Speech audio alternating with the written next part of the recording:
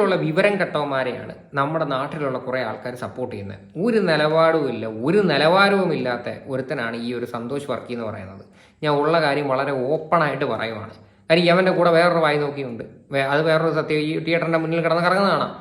പക്ഷേ നിങ്ങൾ ആലോചിക്കുക, ഇവരൊക്കെ പബ്ലിക്കായിട്ട് വന്നിരുന്ന് വീണ്ടും ആ പെൺകുട്ടിയെ അപമാനിക്കുന്നതിന് തുല്യമാണ് ഇങ്ങനെ വന്നിരുന്ന് സംസാരിക്കുന്നത്. കാര്യം ഇവരൊക്കെ സത്യം പറഞ്ഞാൽ എന്തിൻ്റെ കേടാന്ന് പിടികിട്ടുന്നില്ല.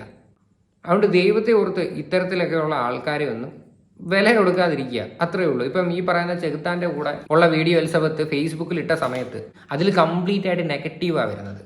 അതായത് ഇപ്പം സപ്പോർട്ട് ചെയ്തുകൊണ്ടിരുന്ന ആൾക്കാർ വരെ നേരെ തിരിഞ്ഞിട്ടുണ്ട്. നിങ്ങൾ ആ കമൻസ് എടുത്ത് വെച്ച് നോക്കിയാൽ മതി.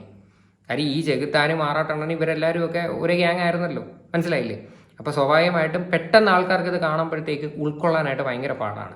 പ്രത്യേകിച്ച് ഈ ആറാട്ടണ്ണൻ എന്ന് പറയുന്ന ഒരു വ്യക്തിയൊന്നും ഒരു മനുഷ്യരും അംഗീകരിക്കരുത്. കാര്യം വെറും നാണം കെട്ട പണിയാണ് കാണിക്കുന്നത്. കാര്യം വളരെ ഡിപ്രഷൻ സ്റ്റേജിലൂടെ പോയിരിക്കുന്ന ഒരു പെൺകുട്ടിയുടെ അടുത്തൊക്കെ വന്നിരുന്ന് എനിക്ക് നിന്നെ കല്യാണം കഴിക്കാൻ താല്പര്യമുണ്ട്, നിങ്ങളുടെ നമ്പർ തപ്പി ഞാൻ ഒരുപാട് ശ്രമിച്ചിട്ടുണ്ടായിരുന്നു, പക്ഷേ എനിക്ക് നമ്പർ കിട്ടിയില്ല എന്നൊക്കെ വന്ന് പറയുമ്പോൾ ഇവനൊക്കെ നാണോ മാനോ ഇല്ലെന്ന് ഞാനായിരുന്നു ആലോചിക്കുന്നത്. എന്തായാലും കഷ്ടം തന്നെ.